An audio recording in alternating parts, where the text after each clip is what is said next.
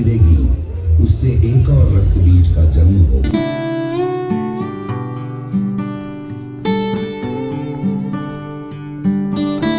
আমরা এবার এসেছি কেএনসি রেজিমেন্ট। এইবারের থিম হচ্ছে যোধপুরের উমেদ প্যালেসের আদলে এই মণ্ডপটি তৈরি হয়েছে। তো চলুন আপনাদের ঘুরিয়ে দেখাই পুরো যোধপুর হচ্ছে এই উমেদ প্যালেসটি। রাত্রিবেলা এখানে কিন্তু 3D লাইটিং শো হচ্ছে।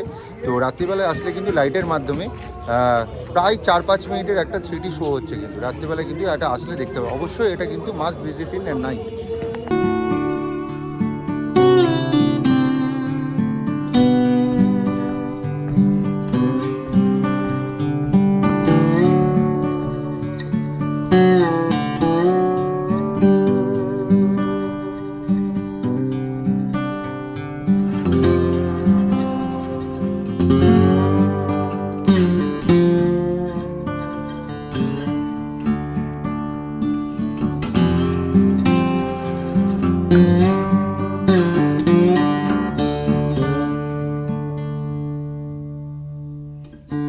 गिरेगी उससे एक और रक्त बीज का जन्म होगा।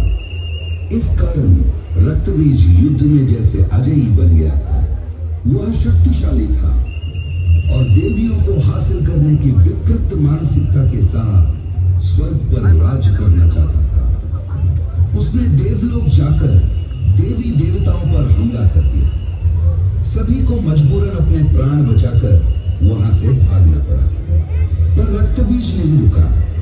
देवियों से मोहित होकर वो उनका पीछा करने लगा। देवी देवता परेशान होकर कैलाश पर्वत पहुंच गए और देवी पार्वती को सब कुछ बताया। देवी पार्वती ने सभी को पीछे हटने को कहा और खुद रक्त बीज का सामना करने के लिए खड़ी हो गई। रक्त बीज ने जब कैलाश जाकर देवी पार्वती को देखा तो वो उन पर मुग्ध हो गया। देवी पार्वती ने उसे लौट जाने का आदेश दिया। रक्त बीज हंस पड़ा और देवी पार्वती की तरफ बढ़ने लगा। देवी ने सामने रखा शिव जी का त्रिशूल उठाया और रक्त बीज पर प्रहार कर दिया।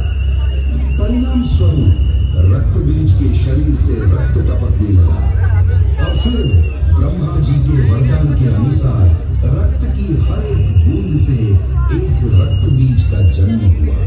ये देखकर देवी कोपित हो उठी और सारे रक्त बीजों पर हमला कर दिया।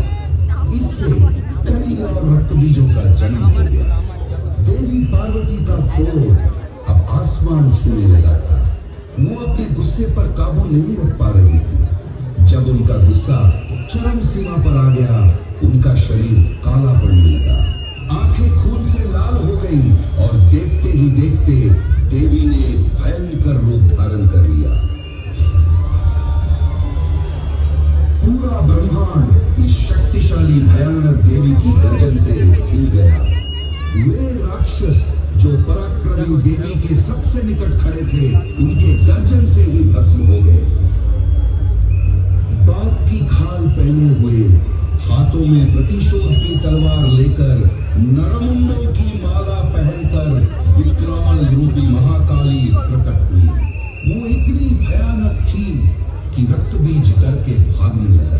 मां काली ने एक भयंकर गर्जन किया और रक्त बीज के पीछे दौड़ने लगी। काली मां ने शक्तिशाली प्रहार किया और वो एक एक करके असुरों को निर्मम तरीके से छीनने लगी। पर उससे और रक्त बीज पैदा होने लगे। प्रलय सी क्रोधित मां काली, उनके क्रोध से सारा संसार जलने लगा। उन्होंने एक हाथ से रक्त बीज के सर को पकड़ा और तलवार से उसके सर को धड़ से अलग करके उसे खप्पर में रख दिया ताकि एक बूंद रक्त बीज धरती पर ना गिर सके।